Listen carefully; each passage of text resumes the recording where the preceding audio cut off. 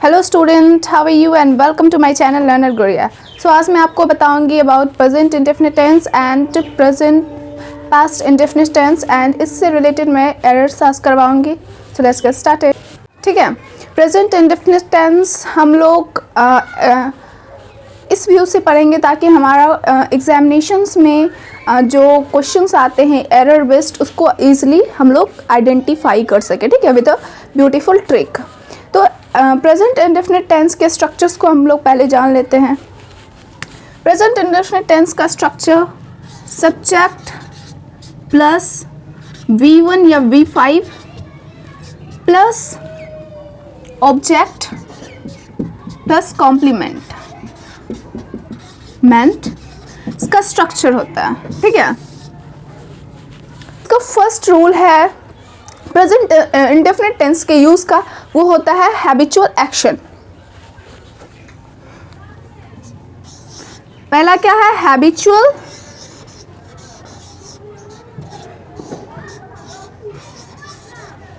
Action. ठीक है, अब हैबिचुअल एक्शन मैं आपके सामने 3 सेंटेंस लिखती हूँ।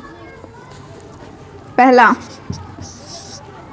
he goes to walk daily. He went to walk daily. Next sentence है she is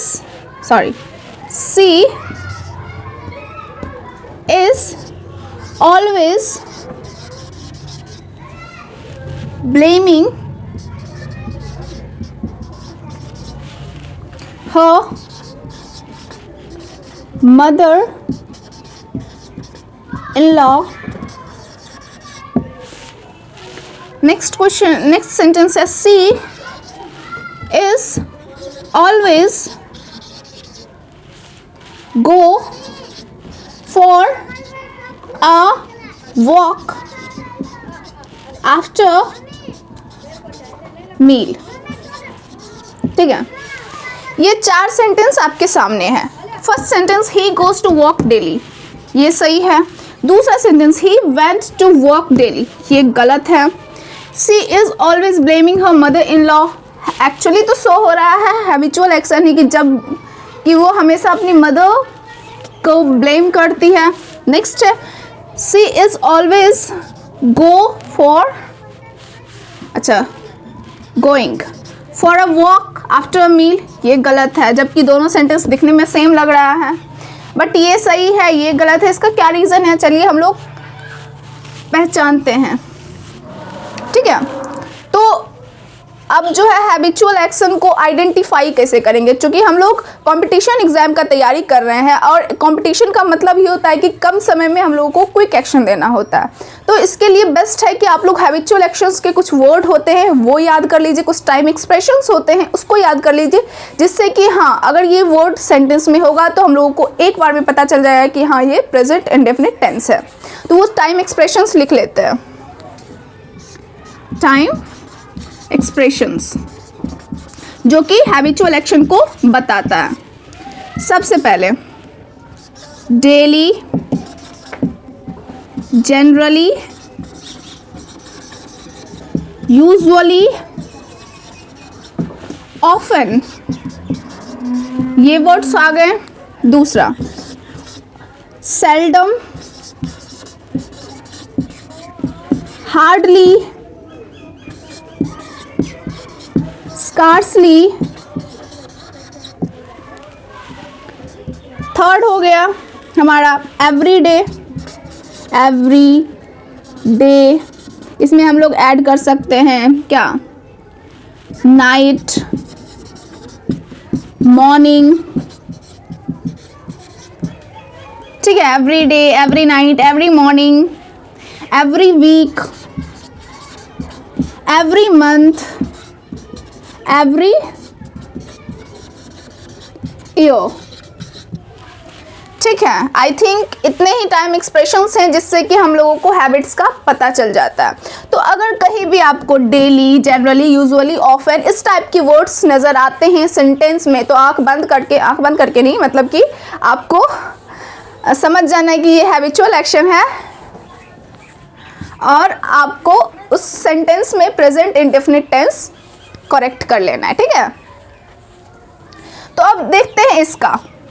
She is always blaming her mother-in-law. She is always going for a walk after a meal. ये सही है but ये गलत है। क्यों गलत है ये देखते हैं। Always जब भी हम लोग यूज करते हैं ना सेंटेंस में, इसका दो सेंस होता है। I mean, अगर दो सेंस रहे तो एक फर्स्ट,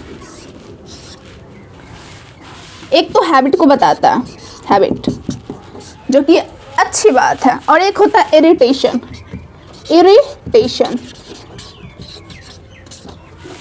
जब भी ऑलवेज का यूज हैबिट के सेंस में होता है ना, जब भी ऑलवेज का यूज हैबिट के सेंस में होता है तो हम लोग उस सेंटेंस में प्रेजेंट इंडेफिनिट टेंस का ही यूज करते हैं।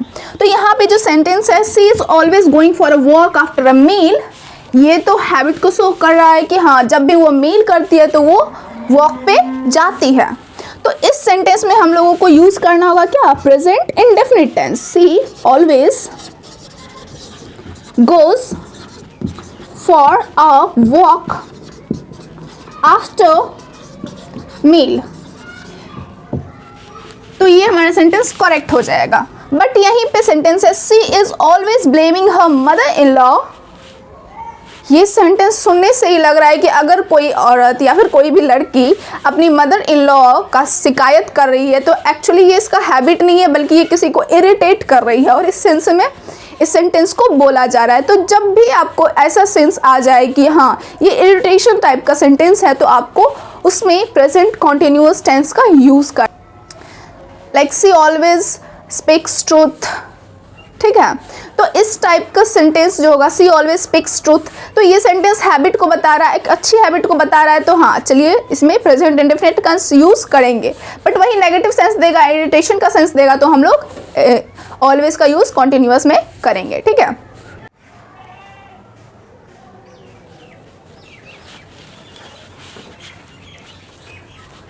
नाउ हम लोग नेक्स्ट देखेंगे प्रेजेंट इंडेफिनिट टेंस का रूल।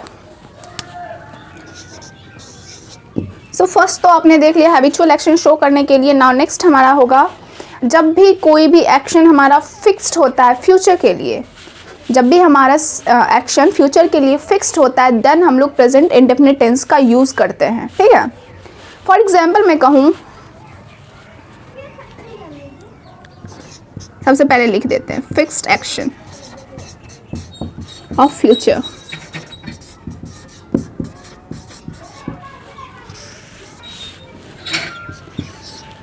इसका दैट इज देख लेते हैं example,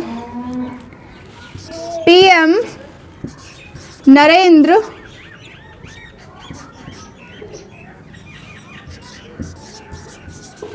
Modi comes Delhi tomorrow।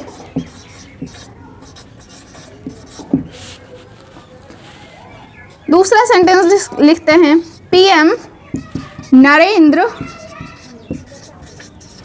Modi will come Delhi tomorrow। ये सेंटेंस सही है और ये भी सेंटेंस बिल्कुल सही है। अब फिक्स्ड एक्शन जो फ्यूचर का है, मैंने कहा कि फ्यूचर एक्शन को प्रेजेंट करने के लिए प्रेजेंट इंडेफिनिट टेंस का यूज़ होता है, बट इसका मतलब ये भी नहीं है कि इस सेंटेंस में अगर हम लोग फ्यूचर का यूज़ कर लेते हैं सेल विल का, तो हमारा सेंटेंस गलत हो जाएगा, ठीक है। यहाँ पे है PM Narendra Modi comes Delhi tomorrow, ये तो परफेक्ट है, आएगा ही आएगा, आई मीन आएंगे ही आएंगे। नेक्स्ट है PM Narendra Modi will come Delhi tomorrow, ये भी फिक्स्ड एक्शन है फ्यूचर का, तो इसमें भी हम लोग विल का भी यूज़ कर सकते हैं। एक्शन टू टाइप्स के होते हैं, एक्शन फ्यूचर का टू टाइप्स का होता है, एक फिक्स्ड होता है, एक नॉन फिक्स्ड होता है। नॉन फिक्स्ड मतलब कि ये जरूर फिक्स्ड एक्शन में तो वर्क होना ही होना है, नॉन फिक्स्ड में वर्क नहीं भी हो सकता है, ठीक है। तो फिक्स्ड एक्शन में हम लोग प्रेजेंट इंडेफिनिट टेंस का यूज कर सकते हैं, बट नॉन फिक्स्ड में यूज नहीं कर सकते हैं। वही अगर मैं फ्यूचर के फिक्स्ड एक्शन की बात करूँ तो हम लोग शैल विल यूज कर सकते हैं, शैल या फिर विल यूज कर सकते हैं, और नॉन फिक्स्ड में भी शैल विल यूज कर सकते हैं, विल यूज कर सकते हैं। तो ये समझाने का मतलब ये है कि अगर फिक्स्ड एक्शन है और फ्यूचर के लिए अगर शैल विल का भी यूज किया गया है तो सेंटेंस गलत नहीं होगा, बट फिक्स्ड एक्शन के लिए हम लोग प्रेजेंट इंडेफिनिट टेंस का भी यूज करते हैं। दूसरा सेंटेंस लेते हैं, थर्ड सेंटेंस लेते हैं। सीता विल, इसको हम लिखते हैं, Sita goes to station at 6 PM in the evening। अब ये सेंटेंस है, Sita goes to station 6 PM in the evening, तो ये सेंटेंस गलत हो जाएगा। क्यों गलत हो जाएगा? क्योंकि कुछ भी हो सकता है, कोई डायरेक्शन नहीं है कि हम लोग मतलब कि ये वर्क होगा ही होगा। जब भी कोई भी सेंटेंस ऑफिशियली अनाउंस्ड होता है, अगर मैं कहूँ कि train will departure at 6 AM, तो ये ऑफिशियली अनाउंस्ड है, शायद ही कोई कंडीशन होगा कि हम ये एक्शन नहीं होगा। बट जब मैं as a normal common person की बात करूँ तो ये एक्शन फ्यूचर में हो भी सकता है या फिर नहीं भी हो सकता है, ये नॉन फिक्स्ड एक्शन में आता है, ठीक है। तो इस टाइप के सेंटेंस में आपको ये ध्यान देना होगा कि कौन सा सेंटेंस फिक्स्ड है, कौन सा नॉन फिक्स्ड है, और किसमें प्रेजेंट इंडेफिनिट टेंस यूज होगा और किसमें नहीं होगा। तो इस सेंटेंस में हमारा यूज नहीं होगा क्योंकि ये नॉन फिक्स्ड एक्शन है। अगर मैं कहूँ सीता गोज टू स्टेशन सून, ये तो बिल्कुल नहीं होगा, ये सुनने से ही लग रहा है कि नहीं होगा, ठीक है। अब देखते हैं हमारा नेक्स्ट यूज क्या होगा प्रेजेंट इंडेफिनिट टेंस का, वो होगा universal truth. Universal truth, universal truth के लिए हम लोग प्रेजेंट इंडेफिनिट टेंस का यूज करते हैं। अब मैं 2 सेंटेंस लेती हूँ एग्जाम्पल।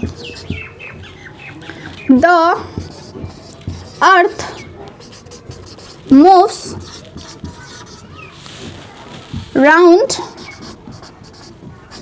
द सन, ये तो बिल्कुल सही है, कोई भी नहीं काट सकता है, इसमें प्रेजेंट होगा ही होगा। इस टाइप के जो भी सेंटेंस होंगे like moon moves round the अर्थ, इस टाइप का जो सेंटेंस होगा उसमें हम लोग यूज करेंगे ही करेंगे। अब मैं दूसरा सेंटेंस लेती हूँ। Ancient people said that the sun moves round the earth।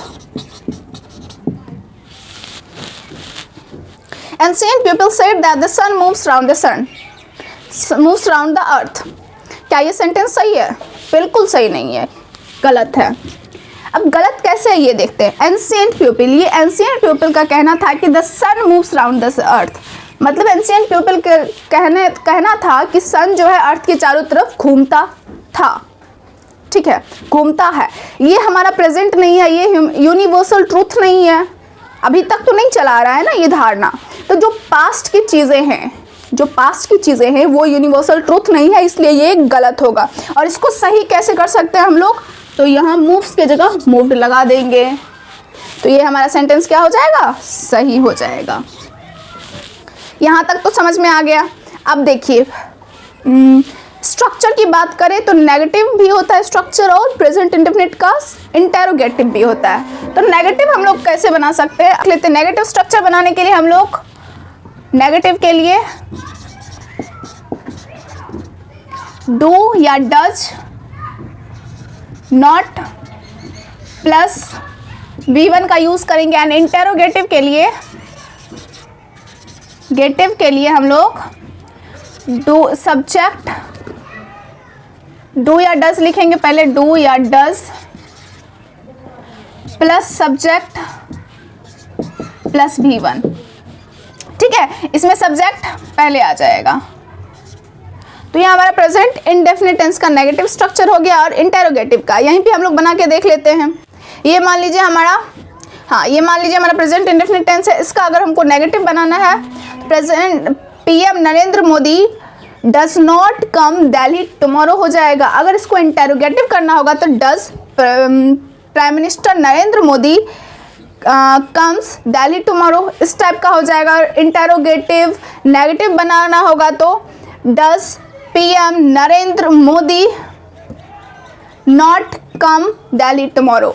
ये एक चीज़ आपको याद रखनी है, नेगेटिव और इंटेरोगेटिव स्ट्रक्चर में हम लोग V1 का ही यूज़ करते हैं। ठीक है, आई थिंक आपको ये क्लियर हो गया होगा।